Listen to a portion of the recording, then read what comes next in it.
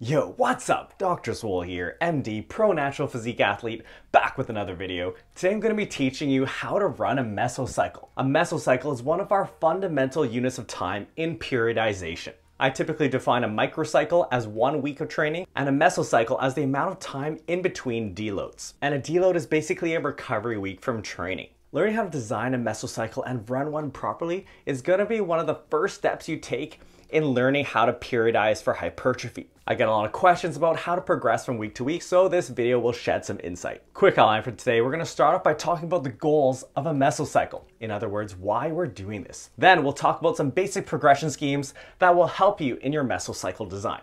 Finally, I'll go over a sample mesocycle and break it down for you, explaining my reasoning along the way and how you can customize this to fit your needs. For more top-notch science-based hypertrophy programming advice, make sure you smash that like button, hit subscribe, and let's get into it. Let me preface this by saying that complex mesocycle design is not necessary for beginners or people who just don't train very much. In those cases, just keeping training steady and trying to progress over time will probably serve you well. This talk is going to be more set up for the intermediate to advanced athlete. Okay, let's talk about our goals when designing a mesocycle. A good mesocycle is going to provide two main things. It will provide an optimal amount of stimulus week to week, and it will help you manage fatigue.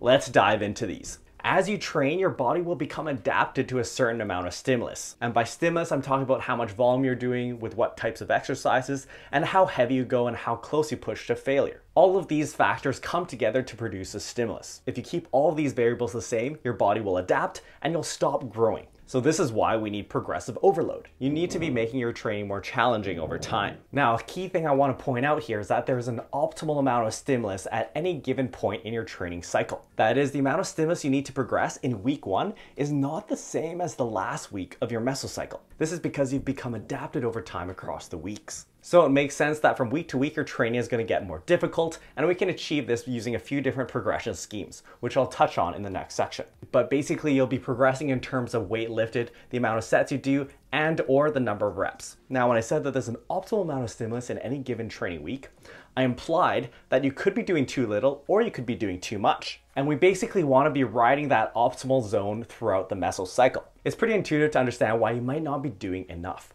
But how about too much? What's the problem there? And the issue here is that we run into issues with fatigue. Have you ever had that first week back from a layoff from training and been immensely sore for like a week or more? That is what you don't want, because you basically overdid it in the first week and you'll be having suboptimal sessions when you're hitting the gym when you're already sore and tired. We basically want to titrate our level of fatigue so that it's within a manageable zone throughout the entire mesocycle. Now, the problem with these two goals is as you increase your stimulus from week to week, you'll also generate more fatigue. So for example, if you start off the mesocycle with 3 sets of squats and at the end you're doing 5 sets of squats, you're generating more fatigue. Eventually, your fatigue gets to a limit where you're no longer recovering from session to session. And at that point, you'll want to take a deload week. And deload week is basically a recovery week where you drop the amount of training stimulus. Now, when you take a deload week, you will drop off your fatigue. And the other thing it does is it will resensitize you to the training stimulus. So for example, when you come back to those 3 sets of squats, you'll be able to grow again. Okay, now let's talk about some progression schemes that you'll be using for hypertrophy. First of all, we have single progression. And single progression refers to a programming style where you increase one variable at a time, whether that be sets, reps, or weight lifted. This is the most basic type of progression and it's most commonly used in linear type progression programs. For example, doing 3 sets of 5 on a deadlift and trying to add 5 pounds every session. This progression scheme is actually the fastest way to progress and it's best suited for beginners. As you can imagine, adding 5 pounds to your deadlift on every session is going to bring up your numbers really quickly, which is great for beginners who are so sensitive to the training stimulus and have lots of strength to gain. Next, we have double progression, and double progression is where you progress 2 variables over time. This is a workhorse in bodybuilding, and the most common example is where you manipulate the amount of reps and the amount of weight you lift. For example, starting with 3 sets of 6, moving up to 3 sets of 7, then to 8, to 9, and then to 10. And when you're able to do 3 sets of 10 with that same amount of weight, you come back down to 3 sets of 6 and add some weight. Next, we have weight loading progression, which is a progression scheme that I like a lot. And basically you decrease the amount of reps over time while increasing the amount of weight. For example, doing 3x12 by 100 pounds on rows, then going on to 3x10 by 110 pounds, going on to 3x8 by 120 pounds, and then coming back to 3x12 with 105 pounds. You'll see in this little 3-week cycle here, by the time you come back to that 3x12 again, you would have added 5 pounds. You'll immediately see how this is slower than single progression, where you would have been adding 5 pounds every session. And of course you can manipulate these over different time scales and with different rep ranges. Lastly, we have triple progression, and triple progression is where you manipulate all 3 variables across your mesocycle. That is the amount of weight you lift, the number of sets you do, and the number of reps. This is the most advanced form of progression over time, but is the most versatile. Now, today I'm mainly going to be talking about set progression, that is how to manipulate your volume over time. But keep in mind that you will be running these different progression schemes within this set progression model. Okay, let's talk about how to progress sets across a mesocycle. In terms of actually increasing stimulus from week to week, adding sets is probably the biggest way to make those changes. Now, keep in mind again, as a beginner or someone who just trains with very low volumes, you may not actually need to manipulate your sets over time. But for an intermediate to advanced bodybuilder, this will help. So for example here, let's say you're an intermediate trying to build muscle. Let's say we're talking about back training here, and for your back, your target volume, or N, is 14 sets per week. And you might recognize the weekly set counts as numbers that I give in all of my programs. Those numbers in my programs are typically set as your target volumes. Now in this sample mesocycle, your first 2 weeks are going to be your ramp up weeks. That is, you're starting with lower volumes and ramping up over time. In week 1, we start off with N-4 sets. So what does this mean? This means that your total weekly sets for week 1 would be 14 minus 4, or 10 sets. Now, assuming that we're training the back twice per week in this program, for example, using an upper-lower split, to hit our target volume of 14 sets per week, we might be doing 7 sets of back in each session. But here we're doing 4 fewer sets across the week, or 2 fewer sets per session. So this might look like 5 sets in each workout. Then in week 2, we bring it up to N-2 sets. So now we're going to 14 minus 2, or 12 sets in week 2. So this might look like 6 and 6. Finally, from weeks 3 to 7, we bring the volume up to our target volume of 14 sets per week, or 7 sets per workout. And when you deload, I typically recommend dropping volume to about half of what you're normally doing. Let's break this down. Starting off with weeks 1 and 2, we begin with lower volumes. And the idea here is that when you're fresh off of a deload week, you're going to be more sensitive to training. So you don't need as many sets to progress.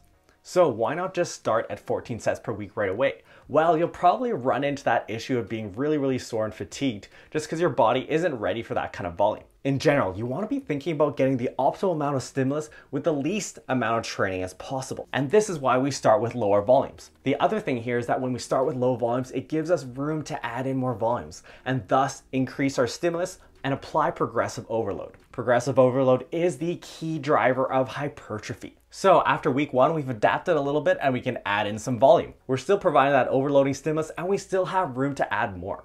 And then in week 3, we add more sets and we hit our target volume of sets. And then in this example, we kept it steady from weeks 3 to 7. Note that this is only talking about sets. You should be progressing in terms of your weight and or reps. So remember that training is still getting harder during these weeks, just not in the form of set progression. Finally, when you get to week 7, your fatigue reaches a point where you're not recovering anymore, and it's best to take a deload. Now note that this is a very flexible design. For example, you can change your target volume N, or you can change the length of this section here. So you can make this longer than just from weeks 3 to 7. Note that less advanced athletes will be able to run longer mesocycles. This is because they're able to progress for longer until they actually build up that amount of fatigue. This is because they're just not as strong, so their training isn't as fatiguing. Thus, they're able to run their training for more weeks before needing a deload. Just to throw some numbers out there, a beginner might be able to run a 12-week mesocycle, whereas I personally run 4-week mesocycles. Okay, finally, I'll touch on some notes on how to guide your progression from week to week. In general, I recommend using soreness and progress velocity as your guide. I do recommend aiming for some soreness, and I'd suggest that you try and have it resolved before the next session. So in our sample mesocycle, say you started off with your target volume of 14 sets per week, and that gave you a lot of soreness that did not resolve before the next workout. That is, you started your next workout still sore from your first session.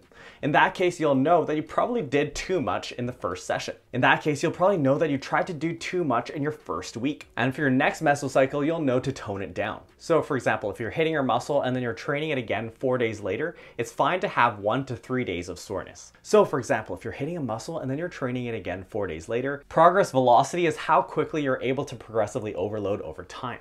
And in general, you want to be progressing as quickly as possible in a sustainable fashion. If you're not doing enough volume, you may not progress from week to week. The same goes for if you're doing too much. So something to think about. Finally, deload as needed. You should think about deloading when you've been progressively overloading and your progress stalls. This might be because you're not recovering anymore. Also think about deloads if you're having low mood and low motivation for training, or if you're having chronic aches and pains that are developing and not going away. Now, if you want to see me break down mesocycle design in more detail, check out my book where I go through the nuts and bolts of really programming for hypertrophy. If you want to learn more about progression schemes for hypertrophy, check out this video where I go more into detail in terms of single progression, double progression, wave loading, and triple progression. If you learned something from this video, make sure you share it with one of your gym buddies, subscribe to the channel, and we'll see you next time.